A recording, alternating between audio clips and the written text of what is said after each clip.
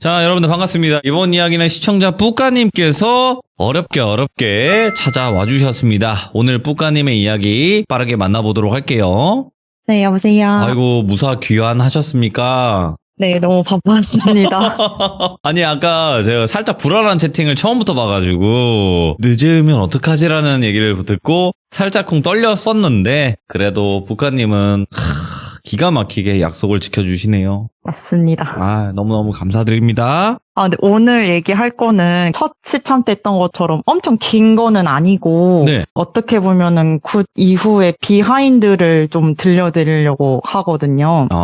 자, 일단은 뿌까님이 어떤 의미로 이런 이야기를 하시는지는 알아요. 그러니까 이야기가 반응이 좋으면 또 그대로도 부담이 되고 반응이 안 좋았을 때는 또 그대로 부담이 되고 양쪽 다 부담이 되잖아요. 맞아요. 예, 근데 저는 항상 말씀드리지만 항상 이야기는 레전드일 수가 없어요. 아시겠죠? 네. 네, 그냥 편안하게 내 이야기를 들려주는 곳이다 라고 생각을 하시고 들려주시면 될 것 같습니다. 네, 알겠습니다. 자, 출발을 해보도록 할게요. 렛츠가! 기리십니다. 뿌까예요!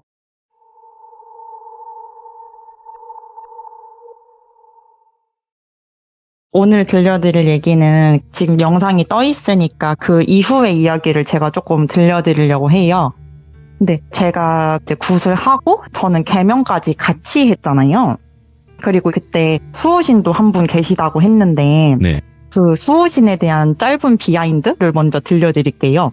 그래서 처음에 원래 굿을 할 때 굿판을 딱 열었을 때 막 선생님들께서 저희 신령님들께 드리는 큰 제사상이 이렇게 앞에 있었다고 했잖아요. 네네. 근데 갑자기 선생님들이 아유 저거 어떡하니 이렇게 얘기를 하시는 거예요. 그래서 뭐지 이랬는데 그분들 눈에는 보이시겠죠. 저희는 안 보인다고 해도. 근데 어떤 이제 꼬맹이가 계속 그 제사상을 막 밟고 다니면서 뛰어다녔던 거예요. 애기니까. 그래서 뭐가 보이시나 보다 이렇게만 했는데 나중에 알고 봤더니 그분이 제 수호신이셨더라고요. 동자 느낌으로? 그래서 이제 그때 도령님도 처음에는 남자분이신 것 같고 근데 어릴 때 정말 아기 때 뭐 만약 한 4-5살? 뭐 이럴 때 좀 돌아가신 분인 것 같다라고 했었어요. 그래서 남잔가 보다라고만 생각을 했는데 저희 외할아버지도 오셨었으니까 저희 할머니한테도 말씀을 드려야 되잖아요. 원래 처음에 굿을 잡았을 때 외할머니한테 말씀을 못 드렸었어요. 그러니까 이런 거를 어떻게 받아들이실까 이런 것도 모르겠으니까. 근데 어쨌든 잘 끝났고 이제 할아버지도 오시고 했으니까 제가 엄마한테 그래도 외할머니한테는 말씀을 다 드리는 게 좋겠다. 그러니까 외할머니가 되게 할아버지를 너무 사랑하셨는데 어떻게 보면 이제 마지막에 가시기 전에 할머니도 듣고 싶은 말도 있고 이렇게 있었는데 그런 걸 좀 못 들으셨거든요. 근데 이제 나중에 알고 봤더니 굿판 열었을 때 보니까 법사님이 그러셨었어요. 외할아버지는 본인이 죽을지 모르셨다. 사야실 줄 알았다. 그래서 이제 어떻게 보면은 가족들한테 더 표현할 수 있을 시간이 있을 줄 알고 조금 못한 게 있었는데 본인도 그렇게 되실 줄 몰랐었다. 이렇게 얘기를 하셔서 저희가 되게 울었었던 기억이 있거든요. 근데 그런 걸 이제 전달을 하려고 외할머니를 만나러 굿하고 한 1-2주 정도 후에 가고 있었어요. 외할머니 댁에. 근데 갑자기 제 친구가 저한테 전화를 해서 자기가 방금 무슨 꿈을 꿨는데 이거 언니 꿈인 것 같아 라고 하더라고요. 그래서 내가 무슨 얘기야? 이렇게 했는데 친구가 꿈에 어떤 남자 도령님이 나오셔서 자기가 같이 논뚝을 걷고 있었다. 근데 도령님이 자기한테 이제 같이 걸으시죠? 이런 식으로 해서 제 친구는 사실 그때는 도령님을 몰랐거든요. 지금은 한번 소개를 해드려서 몇 번 갔는데 근데 친구가 하얗게 이렇게 그 남자분들 하얀 한복 있잖아요. 위아래 다 흰색인 한복? 네. 그거를 입고 계셔서 뭐 어디 굿판이라도 다녀오셨어요? 라고 이렇게 친구가 물은 거죠. 근데 그분이 씩 이렇게 웃으시면서 네 맞아요 지금 굿하고 왔어요 라고 하셨대요. 근데 갑자기 도령님이 갸우뚱 하시더니 남자가 아닌가? 여잔가? 막 이러셨다는 거예요. 그래서 이제 그런 꿈을 꾸고 친구가 너무 뭐지 싶으니까 저한테 전화를 한 거죠. 이거 언니에 관한 것 같다. 그래서 저희가 외할머니한테 말씀을 드렸어요. 엄마가 사정을 다 얘기를 하고 이런 게 있었다 저런 게 있었다 했는데 할머니가 딱 그러시는 거예요. 그분 여자일 거다. 그래서 저희 엄마가 그걸 어떻게 알아? 라고 한 거죠. 알고 봤더니 저희 외할아버지한테 누님이 있었는데 옛날에 그 문둥병이라고 하죠. 나병. 그거에 걸려서 일찍 돌아가신 거예요. 그래서 이제 그 제사상을 뛰어다니실 때 머리도 막 흥커러져 있고 얼굴도 좀 피부병이 있고 하니까 남자인 줄 아셨던 거예요. 선생님들이 다. 근데 외할아버지 누나인 것 같다고. 그래서 이분이 네 수호신인가 보다 이렇게 한 거죠, 할머니가. 그래서 제가 도령님한테 말씀을 드렸어요. 누님이라고 하시더라. 그랬더니 그래서 저희가 남자인지 여자인지 헷갈렸나 보다 이렇게 해가지고 얘기를 하신 거예요. 그래갖고 제가 잘 몰라서 수호신이시면 제 옆에 365일 착 붙어 계신 거예요? 이렇게 물어봤어요. 근데 도령님이 깔깔깔 웃으시면서 약간 수호신의 개념이 그런 게 아니다 이러시면서 또 이제 애기시니까 그분이 평소에는 그러니까 이분이 좀 약간 흥이 많으신가 봐요.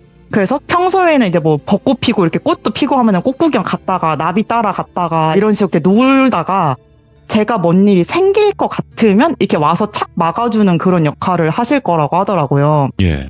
근데 그때 제가 개명하고 굿도하고 했으니까 어떻게 보면은 사주 자체를 바꾼 건 아니지만 많은 것을 좀 흔든 거잖아요. 저에 대한 것을. 도령님이 그때 이름을 개명을 하면은 이게 뭐 법적으로 이름이 바뀐다고 이름이 사실 바뀌는 게 아니라 쉽게 말하면 저한테 이름이 제대로 이제 착 하고 붙는 그때까지 시간이 좀 걸린다고 하더라고요. 완전히 되기까지가 시간이 좀 걸린대요. 근데 어떻게 보면은 이제 굿을 했으니까 저한테 있었던 살들이 있을 거잖아요. 뭐 무슨 살 이런 거 있잖아요. 이런 게 이제 빠져나가고 저의 새 이름이 저한테 이제 착붙이 되면 그때 제 이름이 완전히 되는 거라고 하시더라고요. 법적으로 개명을 해도. 근데 제가 사주에 살이란 살이 다 껴있어가지고 조금 몇 년 동안 다칠 수도 있다 이런 얘기를 하셨었어요. 그래서 그렇구나 이렇게 하고 생각을 했었죠. 근데 제가 굿하고 나서 엄청 크게는 아닌데 교통사고도 한 번 있었고 그리고 칼을 대는 수술을 조금 몇 번 했었어요. 말도 안 되게 다치거나 아니면 갑자기 어디 뭐 다리나 이런 피부에 갑자기 섬유종이 생겨서 그걸 째는 수술을 하고 그런 거를 몇 개를 했었거든요. 그리고 좀 크게 한번 팔을 칼에 베어가지고 좀 여러 번 꼬매고 이렇게 했었어요. 근데 그렇게 됐었을 때 뭐 10년에 한 번씩은 제가 가니까 제가 19년도 때 조금 많이 다쳤거든요. 그 교통사고도 칼 대는 수술들도 다 19년도, 20년도 그 사이에 다 했는데 그때 이제 한번 말씀을 드렸더니 사실은 저한테 있었던 살들을 생각을 하면은 거의 삼재 진짜 제대로 맞은 사람들만큼으로 원래 거의 죽기 직전까지 갔었어야 되는 살인데 이거를 다 수호신이 막아주셔서 이 정도에서 끝났다고 그렇게 얘기를 하셨었거든요. 그러다가 제가 2년 전인가? 맹장이 터졌거든요.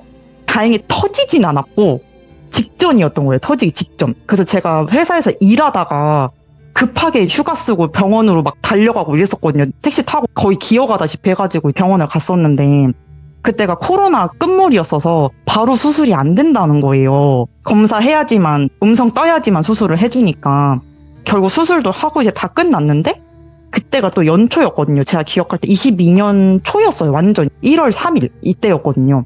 그러고 나서 이제 회복 좀 하고 그냥 신년운대 한번 보러 도령님한테 갔는데 도령님한테 그냥 제가 저 맹장 수술했어요 이렇게 하면서 멋쩍게 웃으면서 얘기했더니 그게 마지막 살이었나 봐요. 그게 좀 크게 나간 것 같다 이러면서 원래 살이 한 번씩 나갈 때는 이렇게 몸에 생채기가 난다고 하시더라고요. 그래서 이 정도에서 끝났으면 다행이라고 자기는 솔직히 좀 걱정했었다고 이렇게 하셨었거든요. 더 크게 다칠까 봐. 근데 수호신이 되게 잘 막아주시네요 라고 하시더라고요. 그리고 맹장도 안 터졌으니까. 터지면 더 크게 수술하잖아요. 그래서 그렇게 건강적인 거는 괜찮게 잘 넘어가게 됐어요, 제가. 근데 제가 그때 한번 말씀드렸었잖아요. 귀문도 닫았고 영안도 이제 다친 것 같고 근데 꿈으로 나온다고 이제. 그때 한번 그때도 22년, 23년? 작년, 재작년쯤이었던 것 같아요. 그때 제가 엄청 크게 한번 악몽을 꿨었거든요. 근데 그때가 저도 꿈을 자주 꾸진 않는데 원래 꿈을 꾸면은 우리가 일어났는데 그냥 기분만 나쁘고 기억이 안 나는 꿈도 있고 기분은 되게 좋은데 역시 기억 안 나는 꿈이 있잖아요. 근데 저는 좀 선명하게 기억나는 꿈들은 조금 예의주시를 하는 편이거든요. 꿈이 잘 맞는 편이라서. 근데 그때 꿈에 엄청 장대비가 오는 날이었는데 갑자기 어떤 남자가 저한테 제 앞에 있는 어떤 차를 가리키면서 트렁크를 열어보라고 이렇게 하는 거예요. 남의 차를. 근데 꿈속에서 열어야 될 것 같아서 열었어요, 트렁크를. 근데 그 안에 톰나 있는 여자가 들어있는 거예요. 근데 얼굴이 정면으로 저를 이렇게 뚫어져라 쳐다보고 있는 거예요. 너무 무서운 표정으로. 근데 제가 이제 꿈에서 울면서 깼거든요. 아침에 깰 때도 엉엉 울면서 깼어요. 너무 무서워서. 근데 이게 사실 1, 2년이 지난 꿈인데도 저는 아직도 선명하게 기억이 날 정도거든요, 그게. 근데 그때 당시에 이거를 그냥 도령님한테 꿈 얘기를 물어볼까 하다가 그냥 별거 아닐 수도 있지 않을까 해서 안 물어봤었어요. 네. 근데 그러고 나서 한 몇 개월 정도 후에 다른 일 때문에 잠깐 갔었다가 그 얘기가 나와서 얘기를 했는데 도령님이 그 얘기 듣자마자 이거 왜 자기한테 그때 빨리 말 안 했냐고 이러시더라고요. 그래서 별거 아닌 줄 알았었다 이렇게 했는데 근데 이게 진짜 소름이 돋았던 게 사실 저는 그 첫 시점 때 했었던 그 똘순이 이모 있잖아요. 똘순이 이모 얼굴을 몰랐었거든요, 저는. 근데 엄마가 한 딱 그 꿈 꾸고 이후에 엄마가 중학교 앨범에서 사진을 보여주셨었거든요. 근데 꿈에 나왔던 그게 이모 얼굴이더라고요. 오. 그래서 너무 놀래가지고 이제 도령님한테 얘기를 했어요. 제가 사진을 최근에 봤는데 꿈에 나왔던 그게 이모였더라. 근데 우리는 분명히 3년 동안 제사 자기 지내달라고 해서 저희가 그 18, 19, 20년 이렇게 3년 동안 저희 외할머니 동네에 있는 엄청 큰 절에다가 이제 부탁을 해서 백중이라고 하는 날마다 제를 다 드렸거든요, 3년을. 근데 그러고 이제 2년이 지난 시점이었잖아요. 제가 꿈을 꾼 게. 근데 그런 모습으로 나온 게 약간 이해가 안 되는 거예요. 아니, 해달라는 대로 해줬는데 왜 하필이면 그렇게 무서운 몰골로 나와서 사람을 울면서 깨게 하나. 그런데 도령님이 약간 머뭇머뭇하시면서 하는 게 이게 약간 이제 귀신들이 그냥 뭐 의례적으로 나 3년만 뭐 해주면 3년만 이런 게 약간 예의상 하는 말 같은 거 있잖아요. 진짜 3, 4번이면 돼가 아니라 3년 은 해줘 이런 뜻이었다고 하더라고요. 그러니까 어떻게 보면은 3년 딱 하고 이제 안 했거든요, 저희 엄마가. 이모에 대한 거는. 근데 좀 더 받고 싶었던 거라고 하더라고요. 예. 그래서 꿈에 나온 거라고. 자기 한 번 더 보라고. 그래서 제가 이제 도령님한테 그 얘기 듣고 엄마한테 전화를 해서 말을 했어요, 이거를. 근데 엄마가 극대노를 하신 거예요. 아니, 해달란 대로 다 해줬는데 왜 또 딸 꿈에 나와가지고 애를 울리냐 이러면서 이제 난리가 나신 거예요. 그래서 제가 고민을 하면서 엄마한테 엄마 그냥 내가 도령님한테 조금 이렇게 제 올려달라고 부탁드릴까? 이렇게 했었어요. 한두 번만 더 해드릴까? 이렇게 했는데 엄마가 괘씸하다고 안 해줄 거라고 이러시더라고요. 나는 차라리 그 돈 할 거면 우리 아빠 거를 더 해주지. 나는 걔 거는 안 해줄 거다. 너무 괘씸하다 이러는 거예요. 그래서 안 했어요, 사실. 약속은 우린 지켰으니까 이거 가지고 만약에 조금 더 걔가 뭔가 하면은 이거는 진짜 걔가 나쁜 거다 이러시더라고요, 욕심이지, 엄마가. 욕심. 네, 그쵸. 그래서 이제 도령님한테도 이걸 제가 안 하면 뭔가 해달라고 지금 온 건데 이걸 안 하면 무슨 일을 저한테 하는 건가요? 그랬더니 뭐 뿌까 씨한테 그렇게 할 수 있는 건 아닌데 그냥 약간 좀 꼬장 부리는 것 같다. 그래서 그럼 안 해도 되는 거죠? 했더니 네, 안 하셔도 되기는 할 것 같아요. 이런 식으로 해서 제가 안 하겠다고 했어요, 저도. 그래서 또 꿈에 나올 수도 있는 거 아니냐 했더니 아마 안 나올 것 같아요 라고 하셔서 알겠다고 했어요. 그러고 나서 또 한동안 잘 지냈는데 올해 제가 뭐를 하나 좀 했거든요. 또 꿈에 뭐가 나와가지고 제가 사실 올 초에 저한테 조금 힘든 일이 있었거든요. 제가 이제 학업을 같이 하고 있으니까 연구를 하면서 되게 올해가 중요한 시점이었는데 이상하게 뭐가 너무 안 풀리는 거예요. 올해 상반기에 너무 하나 산을 넘어서 힘들게 넘었는데 갑자기 말도 안 되는 상황에서 뭐가 턱 막히고 그거를 어떻게 해결했는데 또 뭐가 턱 막히고 약간 이러는 거예요. 그래서 그게 약간 저한테 정신적으로도 너무 힘든 거죠. 체력적으로도 너무 힘이 들고. 근데 여름쯤에 한 5월, 6월 이때부터 저는 이제 살아온 인생에서 그런 영적인 경험이 조금 있으니까 그 느낌이 있거든요. 근데 제가 딱 상반기 그때 좀 힘들다고 느끼는 그때에 그냥 내가 좀 피곤하다, 조금 속이 상하네, 뭐 조금 슬프네 이 정도가 아니라 약간 내가 아니라 다른 사람의 어떤 감정을 느끼는 것 같은 느낌이 딱 드는 거예요. 그래서 막 길을 걸어 다닐 때도 약간 좀 가수면 상태처럼 되게 멍하고 잠이 안 깨는 느낌이고 잠을 분명히 잘 잤는데도 너무 늘어지고 약간 이러는 거예요. 그리고 막 우울증처럼 눈물도 계속 나고. 근데 저는 제가 사실 공부하는 쪽이 심리학 쪽이라서 그쪽으로도 공부를 했고 저도 우울증이라는 거를 경험을 해본 사람이기 때문에 그 느낌을 아는데 그거랑 좀 다른 결인 거예요. 몸에서 느껴지는 느낌들이. 그래서 이거 뭔가 있는 건가? 이런 생각이 좀 들긴 했었어요. 초반에도 계속. 근데 어느 날 꿈에서 제 자취방의 모서리에 진짜 손바닥마다 바퀴벌레가 나온 거예요. 근데 이게 약간 그냥 벌레가 나온 꿈이다 이 느낌이 아니었거든요. 제가 약간 저게 뭐야 이래가지고 이렇게 뚫어져라 쳐다보고 있는데 움직이지도 않고 그냥 약간 딱 이 느낌 있죠. 나 좀 봐. 나 여기 있어. 딱 이 느낌인 거예요. 느낌이 그게 딱 전달이 되는데 아 이거 좀 예산일 아니다 싶어가지고 그 꿈이랑 제 힘듦이랑 이게 겹쳐가지고 제가 원래 딱 상반기 연초에만 사실 도령님을 보러 가요. 그 이후에는 진짜 별일 없으면 안 가거든요. 근데 제가 이제 여름에 갔어요. 예약을 하고. 근데 정말 신기한 게 저도 모르게 그 신당을 딱 들어가서 돌빌도령님 얼굴을 보자마자 눈물이 쏟아진 거예요. 저도 모르게 그냥. 그래서 그냥 막 엉엉 울었어요. 근데 도령님이 또 너무 그런 거 있잖아요. 다 알아. 괜찮아. 약간 이런 얼굴로 앉으셔서 휴지를 막 뽑아주시는 거예요, 저한테. 네. 막 울다가 제가 너무 죄송해요. 앉자마자 울어서 죄송해요. 이랬는데 갑자기 저한테 뿌까씨 근데 잠은 자요? 우리 할머니 할아버지가 뿌까씨 지금 몇 달째 잠을 못 잤다던데? 이러는 거예요. 네. 근데 누가 봐도 잠을 못 잔 사람의 몰골이긴 했어요, 제가.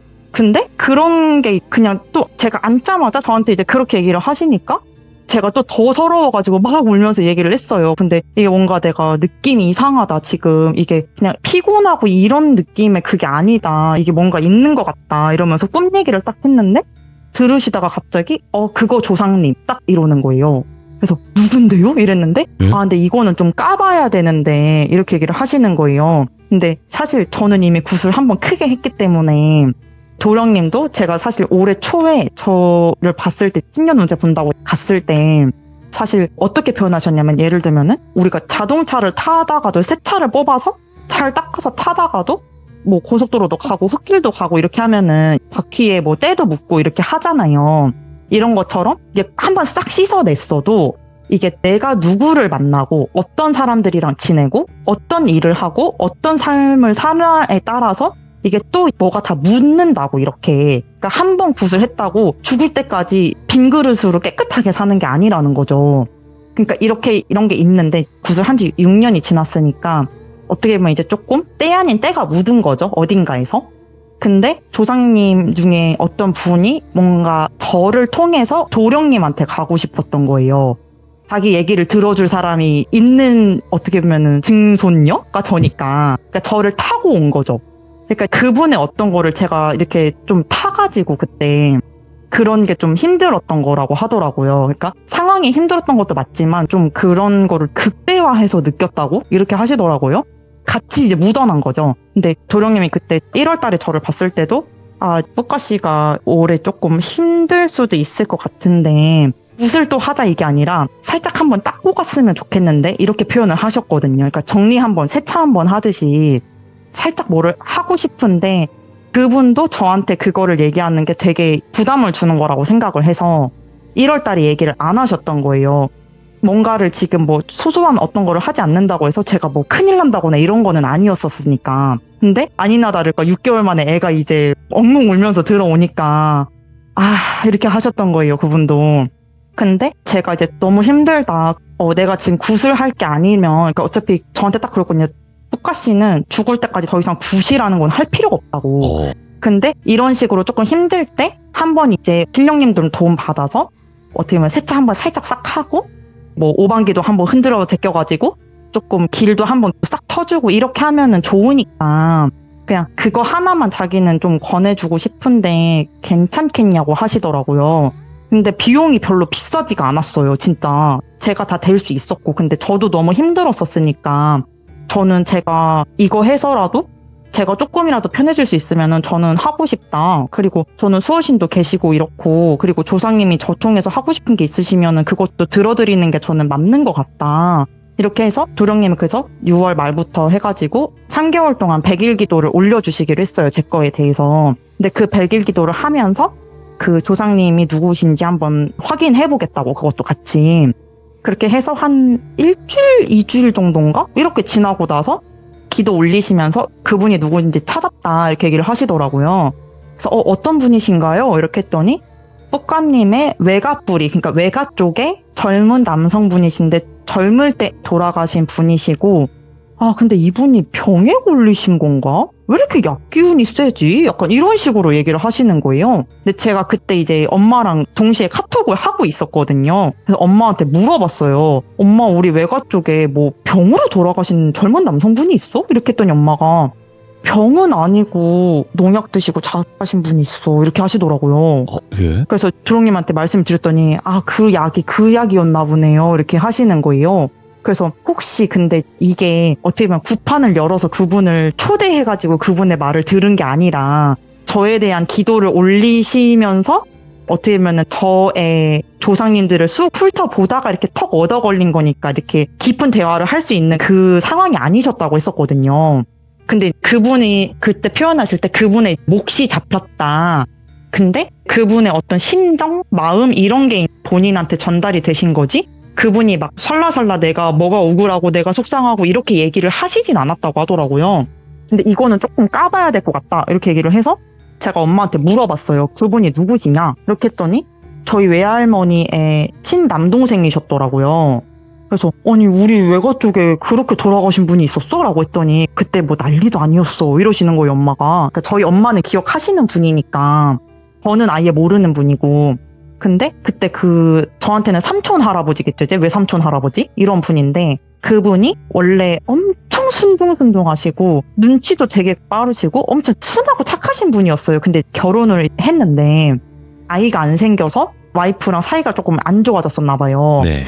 그런 상황이었고 그리고 조금 저희 가족 얘기가 좀 나오는데 저희 외할머니 형제분들 이렇게 있었을 때 그때는 엄청 옛날 시대니까 사실 저희 외할머니 댁 쪽이 원래는 되게 잘 사는 집이셨다고 제가 들었거든요. 근데 저희 외할머니가 저희 외할아버지랑 결혼한다고 했을 때 반대가 조금 심하셨어가지고 그 돈 많은 집에서 딸이 시집 간다는데 이불 한 채만 해서 보냈다는 거예요. 돈도 안 주고. 그래서 되게 힘들게 신혼생활을 하셨거든요. 저희 외할머니 부부가.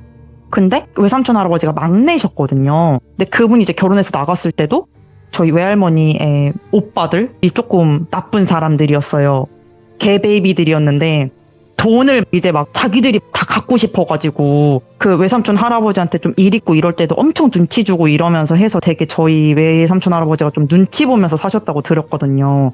근데도 착하셔가지고 뭐라고 말도 못 하시고 예. 근데 그러다가 아이가 안 생겨서 좀 불화가 있었고 그렇게 하시다가 외할머니가 외삼촌 할아버지 집에 갔는데 방에 갔는데 방문이 잠겨 있어서 문을 열었는데 음독을 하신 거죠. 농약을. 그래서 이제 가셨던 거예요. 예. 근데 그분이셨던 거죠.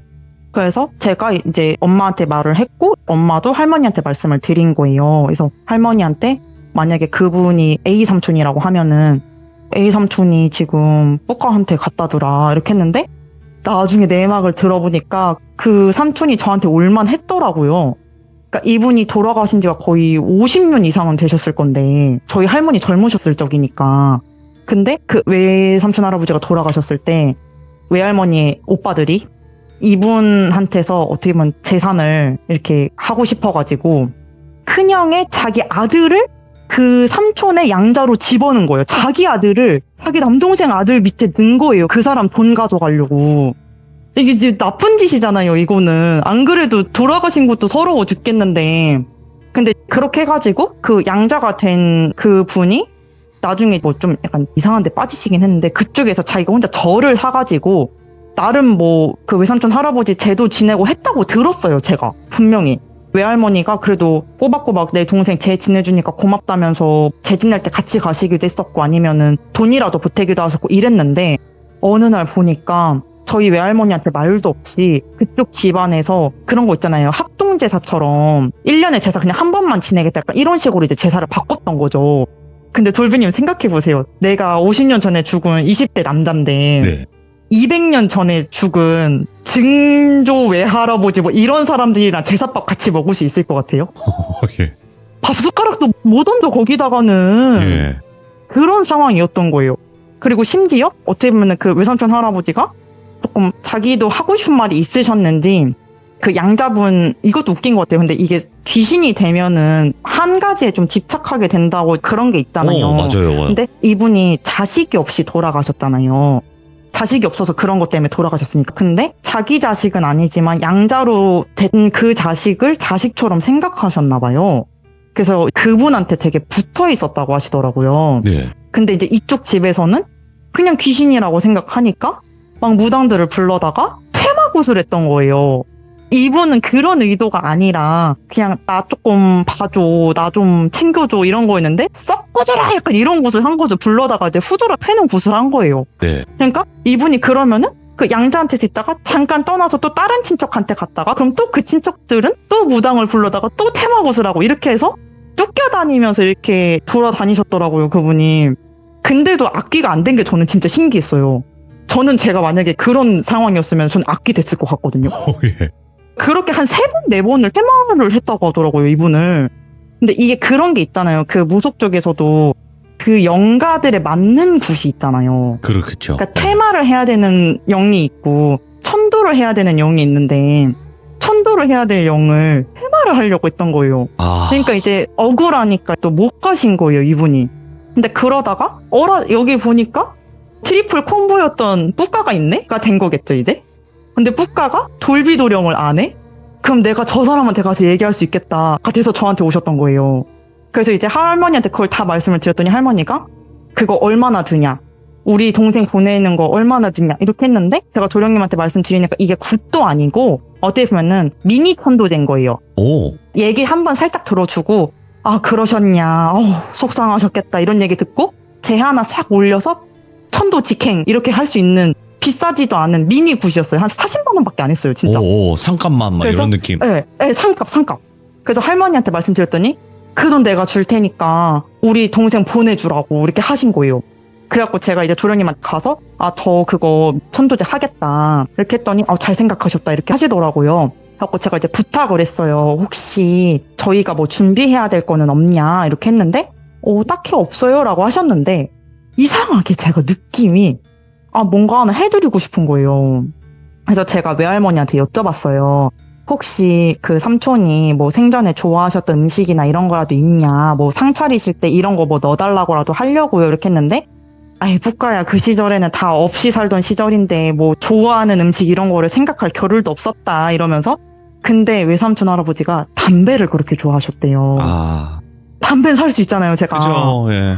그래가지고 그때 피셨던 담배는 없겠지만 그래도 담배는 많으니까 제가 알겠다 이렇게 하고서 처음에 이제 편의점에 가서 고민을 했어요. 이제 도령님한테 전달을 드려야 되니까 제 하시기 전에 드릴 게 있어서 제가 잠깐 예약을 하고 가고 싶은데 언제 되세요 해서 뭐 언제 돼요 해서 갔어요. 그래서 제가 편의점에 가서 고민을 했어요. 양담배랑 우리 국산 담배랑 섞어서 드려야 되나 막 이렇게 고민을 막 하다가 그래도 원조가 낫지 않을까 해가지고 근데 이거를 뭐 3개를 사가야 돼 5개를 사가야 돼 하다가 그냥 좀 아저씨들 많이 피시는 그냥 제일 기본 담배 한 보로를 그냥 샀어요 제가.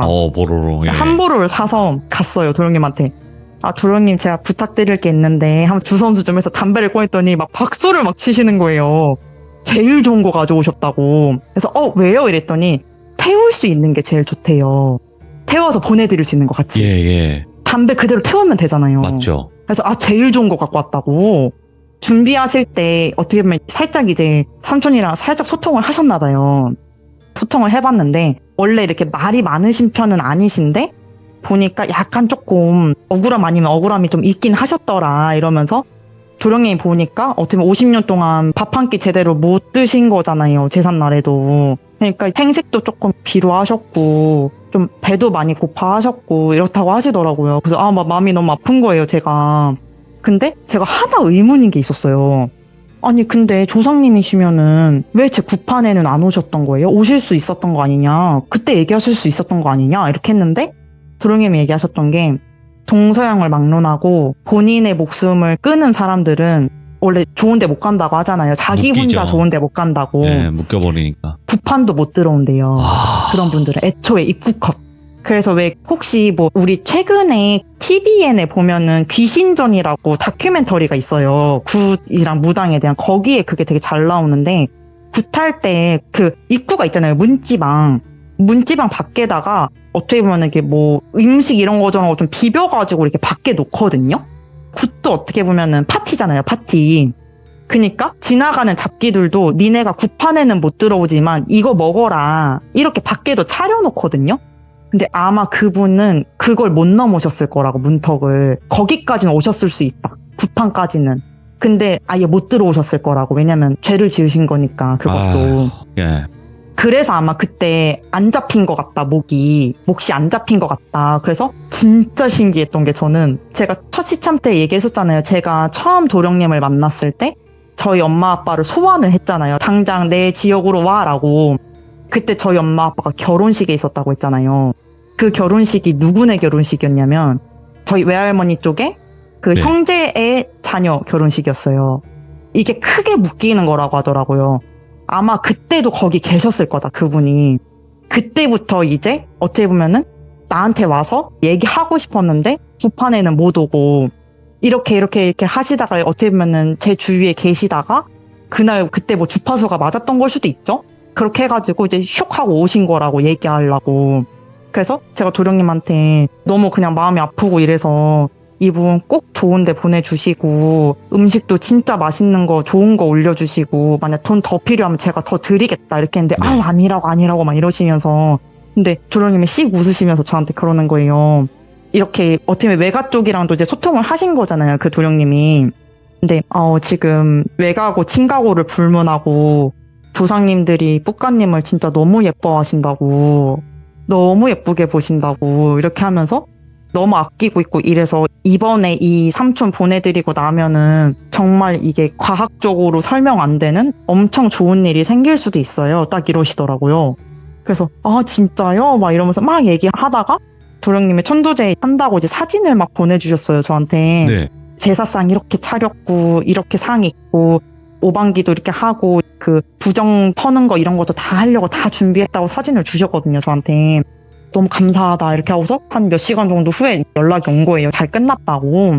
어떻게 담배 좋아하셨냐 이거부터 물어봤어요, 제가. 예. 그랬더니 너무 좋아하셨다고 진짜. 그러면서 이제 외할머니한테도, 외할머니가 돈은 내셨잖아요, 이 비용은. 그래서 외할머니한테도 감사하다고, 그러니까 누나한테 고맙다고 전해달라고도 하셨고, 그리고 막 좀 비루하셨다고 하셨잖아요, 행색이. 네. 처음에. 그래서 도령님이 진짜 새하얀 한복 이렇게 저고리 해서 옷도 새 걸로 갈아입혀드리고 좋은 데 보내드렸다고 엄청 웃으면서 가셨다고 하더라고요. 근데 그러고 나서 진짜 저도 신기했던 게 도령님이 저 백일기도도 같이 그때 올려주시고 천도제도 같이 진행을 한 거잖아요. 그렇게 끝나고 그때가 한 8월 이때쯤에 끝났거든요, 그게. 네. 아직 백일기도가 안 끝났을 때였어요. 근데 제가 감사하다고 이제 인사드리려고 딱 도령님한테 갔는데 도령님이 깜짝 놀라신 거예요. 왜요? 북한씨 얼굴이 왜 이렇게 좋아졌냐고. 오. 자기 기도 되게 잘하는 것 같다고 이러시면서 이렇게까지 내 기도빨이 잘 맞는다고? 이러시더라고요, 진짜. 이게 저도 신기했던 게 저랑 같이 사무실에서 일하는 선생님이 있거든요. 네. 회사에서. 그분도 느낄 정도였어요. 왜 이렇게 밝아졌냐, 선생님 얼굴이? 뭐 했어요? 이럴 정도. 왜냐면 그전에는 제가 얼굴이 너무 안 좋고 막 울 것 같은 얼굴이니까 매일 선생님 어디 안 좋은 거 아니에요? 병원 안 가봐도 돼요? 이랬었는데 제가 그 100일기도 조금씩 지나면서 너무 얼굴이 좋아지니까 선생님 혹시 뭐 오히려 저한테 피부과 다녔어요? 이럴 정도로. 시술. 네. 그래서 아니요? 이렇게 했는데 얼굴이 저번 달이랑 이번 달이랑 너무 다른데? 이러는 거예요. 그래서 이런 게 진짜 있긴 있나 보다 저도 싶었거든요. 그리고 진짜 신기했던 게 제가 상반기가 되게 힘들었다고 했잖아요. 근데 그 삼촌 할아버지 보내드리고 나서 고민하고 힘들어했던 그 모든 일이 진짜 일사천리처럼 다 풀렸거든요. 그래서 진짜 이렇게 약간 조상님 잘못이면 떡이라도 떨어지나 보다 이러면서 제가 도령님한테 진짜 감사하다고 이렇게 했더니 딱 그러시더라고요. 이게 어떻게 보면 팁 아니면 팁인데 1년에 그 백중날이 있잖아요. 뭐 네. 8월 중순 뭐 9월 이때쯤에. 그럴 때에 그냥 한번 점검하는 식으로 이렇게 조상님 때 뭐 있나, 걸리는 거 있나, 없나 이런 거 한 번씩 그냥 확인하고 가는 거는 좋다고. 그리고 좀 좋게 갈 수 있으면 뭐 좋게 가는 게 좋으니까 굳이 이렇게 묵혀가지고 일로 키울 필요가 없으니까. 그래서 솔직히 말해서 저희 엄마는 원래는 어떻게 보면 또 제가 엮인 일이었잖아요. 무슨 일이 난 건 아니었지만 어쨌든 또 제가 중심에 있었으니까. 근데 저희 엄마는 이제 한편으로는 왜 또 내 딸한테 왜 또 우리 애 괴롭혀 약간 이런 게 있으셨어요, 저희 엄마는. 네. 근데 도령님이 저한테 하셨던 얘기가 어쨌든 지금 저희 때에서 제가 그런 게 있으니까 굿은 했지만 끼는 있으니까 매년은 아니더라도 뭐 살다가 이렇게 한 번씩 있을 수 있다고 또 이렇게 오셔서 얘기하려고 하시는 분들이 있을 수 있다. 그렇게 얘기하셔서 저는 근데 오히려 이번 일 좀 겪으면서 좀 되게 담담했거든요. 네. 무섭지도 않았고 그냥 나 통해서라도 그러니까 어차피 빙의되고 막 이런 거 아니었잖아요. 이번에는 그냥 이제 어떻게 보면 살짝 오셨다가 저쪽으로 건너가서 잘 가셨으니까 그래서 그냥 앞으로도 만약에 이런 일이 한 번씩 있다고 해도 저는 그냥 받아들일 것 같다. 이제 어차피 제가 무당할 팔자도 아니라고 했고 제가 한두 번씩 이렇게 해서 뭐 한 명, 두 명 못 가셨던 분들 잘 보내드리면 그분들도 천도 하이패스 해드렸는데 증손녀 좋은 거 안 해주시겠냐고 하면서 제가 막 웃었어요. 그랬더니 도령님이 그렇게 생각하시면 진짜 다행이라고 되게 안 좋게 생각하시는 분들도 많다고 네네. 왜 나한테 이러냐 이러는 사람들도 많은데 그래서 약간 조상님들이 뿌까님을 너무 예쁘게 보는 것 같다고 계속 얘기를 하시면서 막간에 딱 재밌는 얘기를 해주시더라고요. 오. 제가 또 그때 약간 이제 바보처럼 오늘은 수험신 안 계세요 옆에? 이렇게 물어봤어요. 제가 또 물어봤어요. 궁금해서. 그랬더니 또 삐씩 웃으시면서 뭐라고 하시냐면 지금 공부하실 거예요? 이러는 거예요. 그래서 네? 공부요? 이랬더니 신이 되시려고 공부하시는 것 같네요 라고 하시더라고요. 그러니까 지금은 어떻게 보면은 동자 같은 느낌이잖아요. 애기니까. 근데 이제 신이 되시려고 공부하러 가신 것 같다고 하시더라고요. 그러니까 그래서 지금은 제가 잘 안 보인다 이런 느낌이네. 네. 그래서 제가 막 웃으면서 증손녀도 공부하고 있는데 수우신도 공부해요? 이랬거든요. 네. 그랬더니 아마 좀 크게 되실 수도 있을 것 같아요. 이렇게 얘기하시더라고요. 그래서 제가 막 웃으면서 제 수우신 엄청 세시겠어요? 막 이랬거든요. 그랬더니 막 웃으시더라고요. 아유, 뭐 신도 다 경쟁 속 아니겠습니까? 그렇습니다. 특히나 무속신 쪽이 좀 더 그런 것 같아요. 근데 뿌까님도 굉장히 긴 시간 동안 여러 일들이 있었지만 이런 일들을 겪을 때마다 얼마나 힘드시고 원망도 솔직히 안 할 수 없었을 거예요.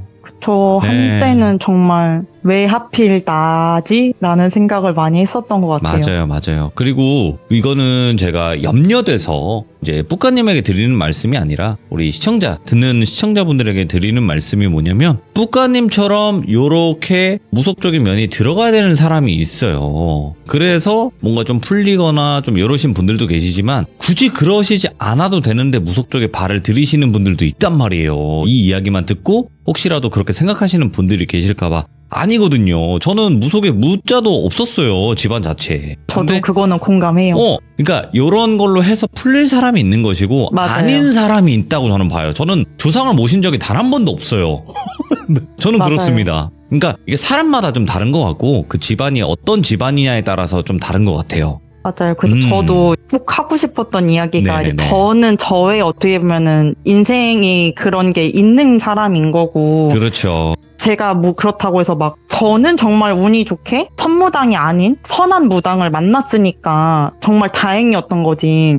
저번에 저 첫 시참 때도 아마 말씀드렸던 것 같은데 저 도령님 처음 만났을 때 그랬었어요.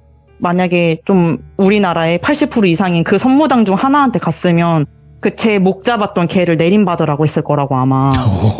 진짜 그랬거든요. 그분이 저한테. 그러니까 진짜 선무당이었으면 그 악기를 너한테 내림하려고 했었을 거다 이랬었어요.